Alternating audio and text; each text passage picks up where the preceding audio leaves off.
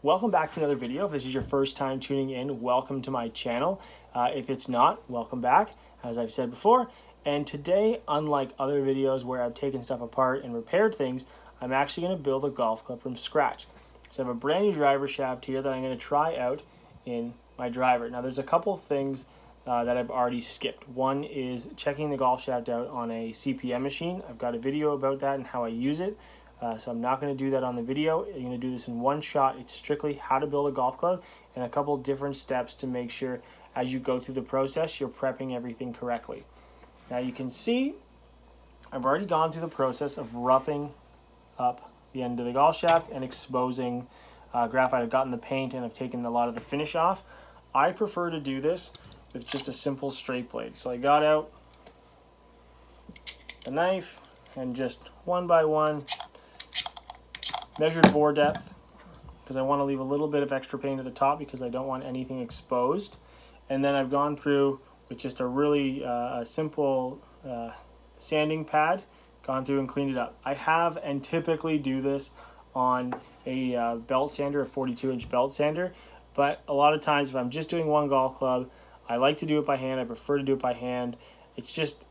It's a little bit more of an organic way to do it, but it doesn't matter. You have to be careful when you are using a belt sander that you don't go too deep, you don't get into the graphite, you don't start taking off layers. But if you do it by hand, it takes a little longer, but either way, as long as you prep it properly, it doesn't really matter. Now for the driver, there's a couple different steps. Now this is a tip. This driver has an adapter, like most drivers nowadays. I've already got it set to the loft that I'm going to be playing it at. Make sure, especially if you're trying to orient the graphics in a certain way and you don't want to see the graphics one way or the other, make sure you got the loft right. That's really important. And also, you want to make sure that the tip is cleaned out correctly.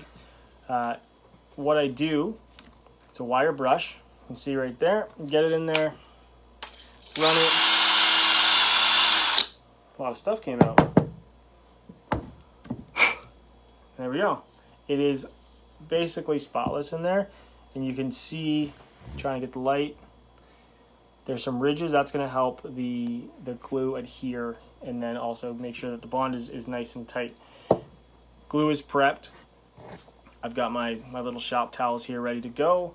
And last but not least, what you want to do, and this is actually just still a little damp, is use some acetone to clean off the end of the shaft to make sure there's no residue that's going to cause the club to possibly not adhere to the best of its ability. And you can see, even after a cleaning, this is the second cleaning, I'm still getting stuff off, which means now we're good to go. The one important thing when building any golf club, have it be a driver, irons, putter, doesn't matter.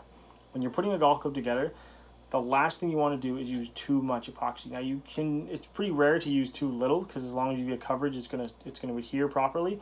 But if you use too much, what ends up happening is either you get a huge mess at the top and it can end up overflowing, or epoxy ends up working its way up the center of the golf shaft. And once it gets to a certain point and it hardens, you can actually run the risk, especially when you're using graphite. This is a 70 gram graphite shaft, so it's more of just proper technique rather than really risking it. But if you're using lightweight shafts and you end up using too much epoxy and it works its way up, you actually risk breaking it at the end. So it just comes down to using the right amount. You don't need a ton. As long as you get full coverage and you get full coverage on the tip and on the inside of the hosel, then you're not going to have much of a problem.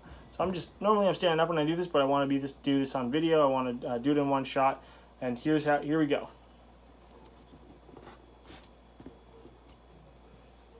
It's covered nicely. Now what I like to do is just make sure that everything is nice and snug. Fit is good. There's basically no wobble. There are like a ton of shafting beads. There's just a pinch of shafting beads in the epoxy here.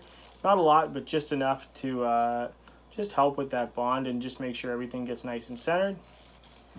You can see there is like no wiggle in that at all. That's what you want.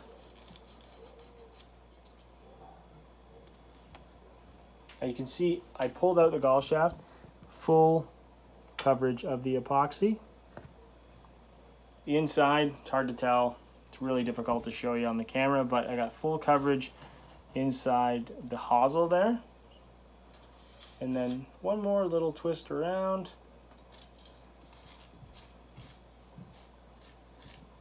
I got full coverage. I like to spin it in just to make sure that I'm doing it right and I get the full coverage all the way around. I'm gonna line up the graphics.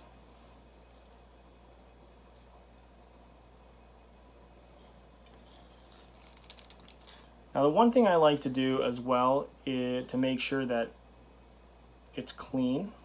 I'm all about doing something right the first time and not having to go back and do it again. I like to make sure that I don't leave any extra epoxy on the hosel or on the gall shaft.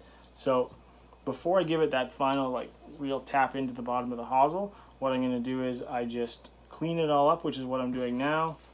Do it a couple times just to make sure. It's really important.